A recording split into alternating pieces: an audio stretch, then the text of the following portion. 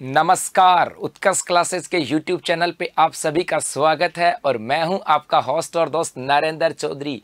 और मेरे दोस्तों, आज हम बात करेंगे कनाडा में तापमान 50 डिग्री पार या 50 डिग्री पर और न्यूजीलैंड में है बर्फबारी। तो ऐसा क्यों हुआ कि एक तरफ जहां पर पूरा देश तप रहा है गर्मी के अंदर और चल रही है लू, और वहां पर एक तरफ ऐसा देश जहां पर है बर्फबारी और वहां की यातायात व्यवस्था हो गई है ठप। तो ऐसा क्यों हुआ कि एक ही समय में एक ही इस पूरे ग्लोब के ऊपर दो वायुमंडलीय अलग अलग परिस्थितियां हमें दिखाई देती हैं, ये हम लोग आज चर्चा करने वाले हैं। तो आपको सबसे पहले हम कनाडा की बात करें। इस कनाडा के अंदर वर्तमान समय की बात करें तो टेम्परेचर जो है ना वो 50 डिग्री सेल्सियस के पास पहुंच गया। और ऐसी स्थिति में इस कोविड के दौर के अंदर भी कनाडा सरकार के द्वारा जो बीचेज के ऊपर जो तटीय क्षेत्र थे उन पे प्रतिबंध लगाया था, उसको खोल दिया गया कि भाई जाओ और वहां पे जाकर के आप तट के ऊपर जाकर के आराम करो या पानी में नहाओ, नहीं तो गर्मी के अंदर झुलस जाओगे। या हम बात करें इस कनाडा के जितने भी एसी के होटल हैं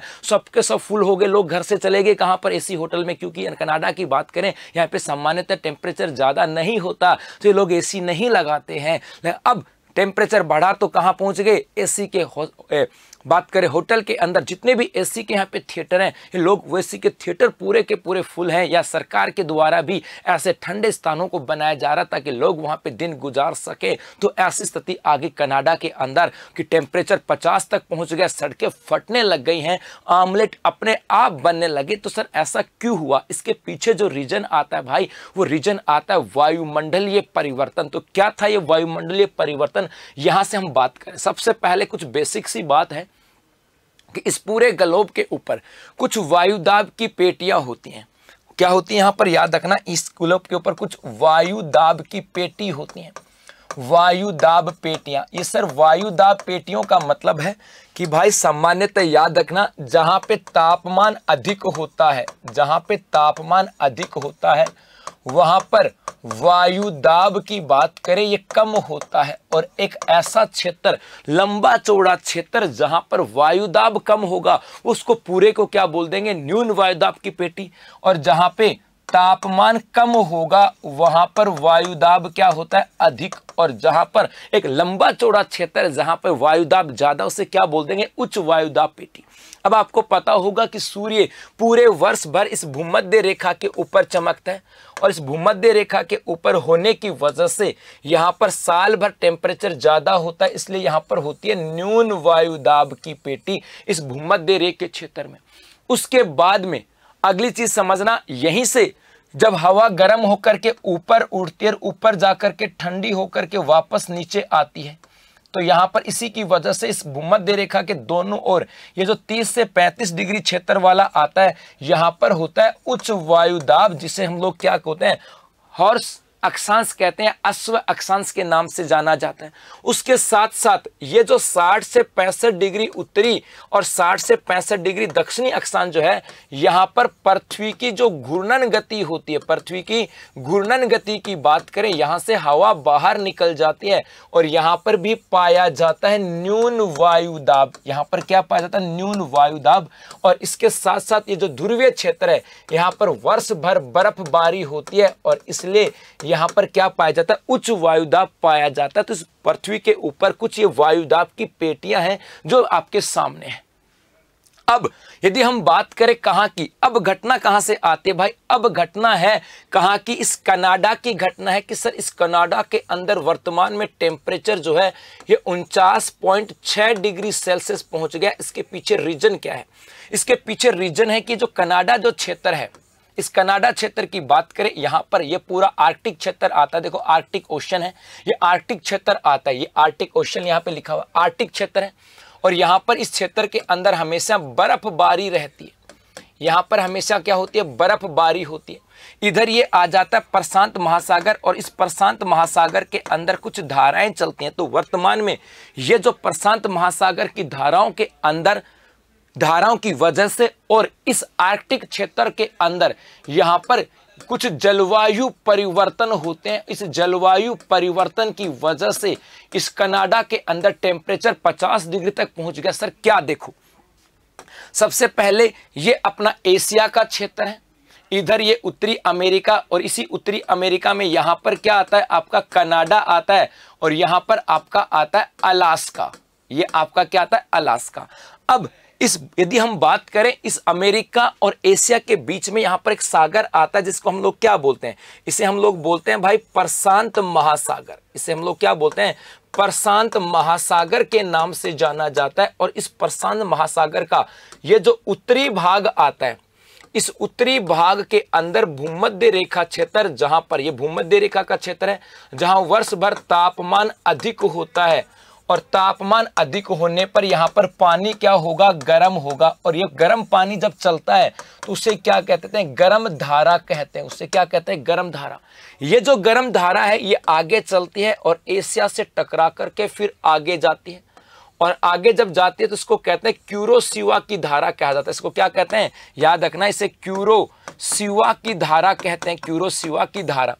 और ये आगे जाने के बाद पश्चिम की ओर चलती है, या सॉरी क्यूराइल से टकरा करके पूर्व की ओर चलती है, और पूर्व की ओर जाने के बाद ये दो भागों में बढ़ती है।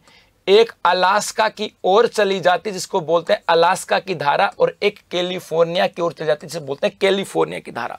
तो एक तो वर्तमान में क्या हुआ, सूर्य वर्तमान में आपको पता होगा जून के महीने में सूर्य कहाँ होता है, नॉर्थ के अंदर होता है, उत्तर में होता है। तो सूर्य उत्तर में है इसलिए यहाँ पे तापमान अधिक है, और ये तापमान अधिक है तो पानी गर्म होगा, और पानी गर्म होने पर ये अलास्का की धारा भी क्या हो गई, गर्म।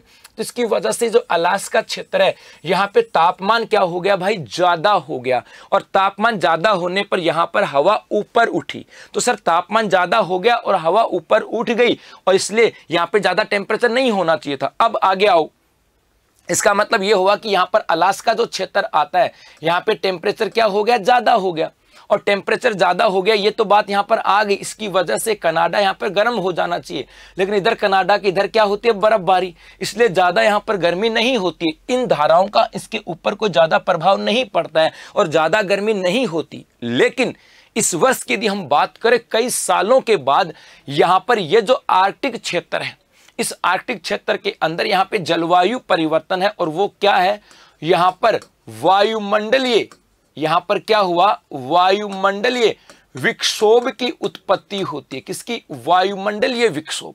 इस वायुमंडलीय विक्षोभ का मतलब क्या हुआ, इसका मतलब ये हुआ भाई, जैसे हम बात करें ये अपना ग्लोब है, ये तो है 0 डिग्री भूमध्य रेखा, ये 60 डिग्री उत्तरी अक्षांश की बात करें, और ये अपना आ जाता है 90 डिग्री उत्तरी अक्षांश।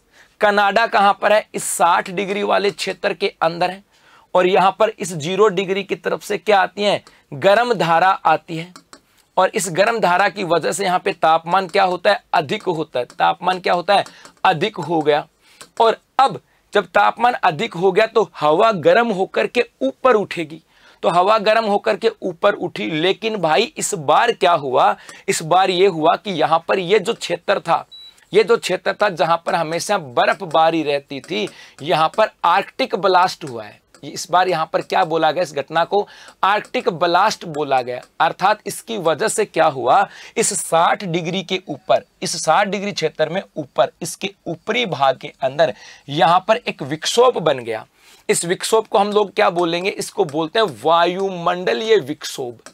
इसको हम लोग क्या बोलते हैं, वायुमंडलीय विक्षोभ या चक्रवात। अर्थात इसके ऊपर चक्रवाती घटना होगी।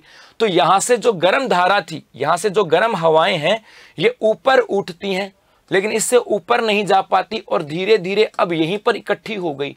और इकट्ठी होने की वजह से इस पूरे कनाडा के क्षेत्र में टेम्परेचर जो है वो क्या हो गया, बढ़ गया, और कितना पहुंच गया, 50 डिग्री सेल्सियस तक पहुंच गया। अब इस कॉन्सेप्ट को क्या कहा गया है, इसे प्रेशर कुकर की भांति समझते हैं। ऐसा क्यों, आपको पता होगा, यदि ये प्रेशर कुकर है और ये उसकी सीटी है भाई, इस प्रेशर कुकर को जब आग दी जाती है, इसके अंदर पानी जो है वो पानी गर्म होकर भाप में बदलता है।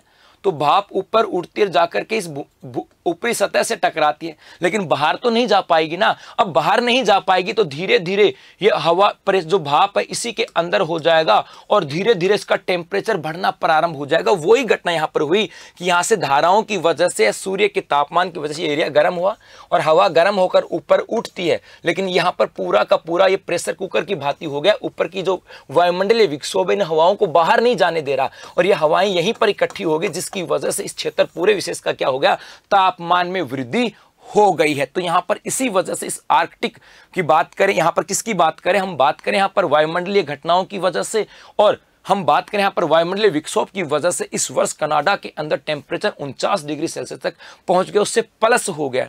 इसके साथ साथ एक घटना आती है आर्कटिक ब्लास्ट। इस आर्कटिक ब्लास्ट की वजह से दूसरा प्रभाव क्या पड़ा, दूसरा प्रभाव यह पड़ा भाई कि आपका जो न्यूजीलैंड का क्षेत्र है, किसकी बात करें, ये जो न्यूजीलैंड का क्षेत्र है, इस न्यूजीलैंड के क्षेत्र की बात करें जहां पर सामान्यतः हम बात करें किसकी, जहां पर हम बात करें सामान्यतः की बात करें, जहां पर सामान्यतः जो आपका जुलाई जो होता है, इस जुलाई के अंत में बर्फबारी होती थी।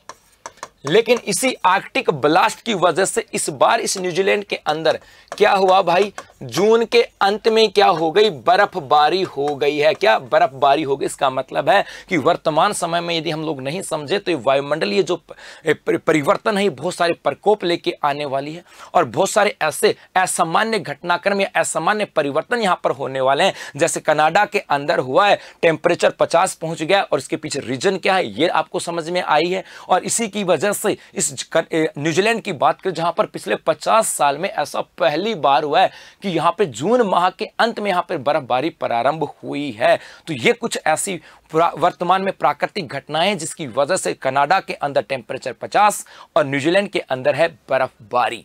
Thank you.